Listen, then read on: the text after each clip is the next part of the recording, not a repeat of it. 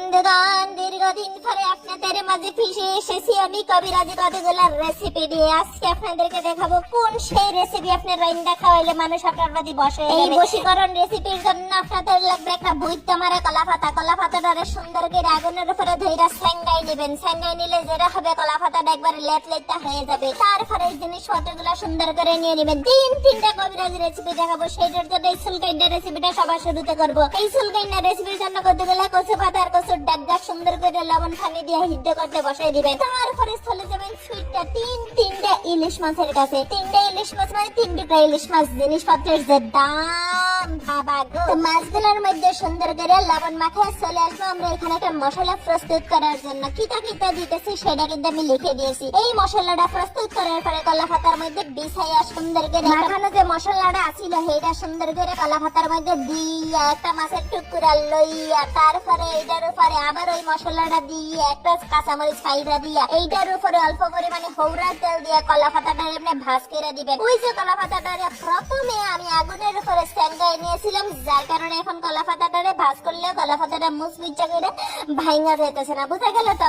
এখন আমি অন্য একটা পাত্রের মধ্যে জল বসাই দিব, তারপরে এটার মধ্যে একটা হাঁড়ি বসাই দিব। তারপরে কলা পাতায় মোরা ইলিশ মাছের টুকরা গুলা দিয়ে সুন্দর করে আধা ঘন্টা ধরে ভাপে সিদ্ধ করে নিব। ভাই রে ভাই, এই বশীকরণ রেসিপি যদি আপনারা ঘরের মধ্যে রান্না বান্না করেন, আপনার শাশুড়ি ননদ থেকে শুরু করে ননদের জামাইয়ের গোষ্ঠী পর্যন্ত আপনার বশীকরণে চলে আসবে। তো এই সেই রেসিপি, এইটা আমার রান্না করা আমার খাওয়া সবচেয়ে বেস্ট রেসিপি। আর এইদিকে প্রথমে যে কচু শাকগুলা সিদ্ধ বসাই দিয়েছিলাম সেগুলার পানি মোটামুটি কমে এসেছে। এটার মধ্যে অল্প পরিমাণে পানি আর লেবু চিপে সুন্দর করে এটারে নামাই নিব। খেয়াল রাখতে হবে কচু পাতার পানিটা একেবারে হুগায়া ফেলা যাবে না, আবার একেবারে বেশি ফাইনাও রাখা যাবে না। তারপরে এদিকে কতগুলা ইলিশ মাছের মাথা মতো আছিল ঘরের মধ্যে জমতা ছিল, ভাবছিলাম বিলাইটারে দিয়ে দিব। পরে আবার মনে পড়লো যে আমি যে গরিব, বিলাইরে মাথা খাওয়ানোর মতো মানে দুর্বলের বাজারের এখন নাই। আমি নিজে যদি কাটা খাইতে পারি, খুদাও বিলাইরে কষ্ট করতে দেওয়ানোর কোনো দরকার আছে। তারপরে এই পাত্রের মধ্যে সুন্দর করে তেল দিয়ে মাছ ভাজা তেলটার মধ্যে ময় মশলাগুলো দিয়ে সুন্দর করে অল্প পরিমাণে মশলাগুলো আবারও দিয়ে আবারও মাথাগুলোতে দিয়ে সুন্দর করে যে কচু শাকগুলো লবণ আর লেবু দিয়ে সিদ্ধ করে নিয়েছিলাম সেইগুলা দিয়ে ঝাঁকা নাকা করে একবারে ভাজা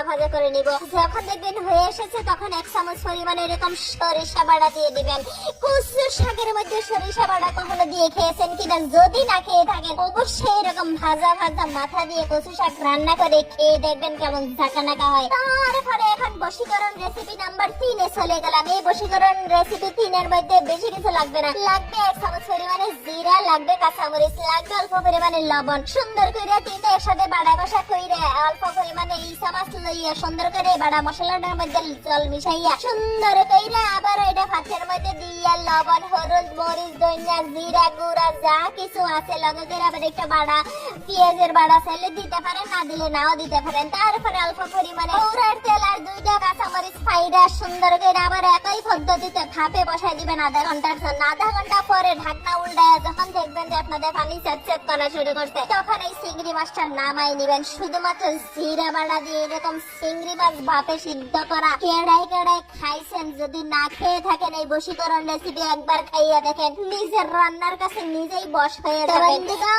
আজকে বিনা পারিশ্রমিকে আপনাদেরকে তিনটা বশীকরণ রেসিপি দেখাই দিলাম। একটা হইতেছে ইলিশ মাছের টুকরা দিয়ে, একটা ইলিশ মাছের মাথা দিয়ে, আর একটা হইতেছে ইসা মাছ দিয়ে। এখানে যে কোনো একটা রেসিপি আপনারা যদি আপনার আত্মীয় স্বজন বা আপনি যারা বশ করতে চান, বা যদি কাউরে বিয়ে করতে চান, বা কাউরে নিয়ে যদি পালাই যেতে চান, বা যদি বাসার কাউরে বশ করে নিজের আন্ডারে নিজের মুঠিতে আনতে চান, তাইলে এই 3টা রেসিপির যে কোনো একটা করে খাওয়াই দেন। দেখবেন যে মানুষ পুরো নুমু করে আপনার আশেপাশে ঘুরে করতে আছে। তো যাই হোক, এইদিকে আমার বিলাইটা কিন্তু এই কারণে আমার প্রতি বশবর্তী হয়ে থাকে, কারণ এদের আমার রান্নাকে আমার মতো করে বশবর্তী হয়ে যায়। তো বন্ধুগণ, আজকের 3টা রেসিপি মূলত হইতেছে আমার নিজের মোস্ট ফেভারিট রেসিপি, যেগুলা খাইলে আমি নিজেই বিশ্বাস করতে পারি না যে এগুলো আমি রান্না করেছি। তো অবশ্যই আপনারা খেয়ে জানাবেন আপনাদের কেমন লেগেছে। যদি ভালো লেগে থাকে ভিডিওটা লাইক কমেন্ট শেয়ার করে নিজের প্রোফাইলে রাইখা আমার একটা ধন্যবাদ দিতে ভুলবেন না। দেখা হইতেছে পরবর্তী ভিডিওতে। সে পর্যন্ত আপনারা সবাই খুব ভালো থাকবেন। টাটা,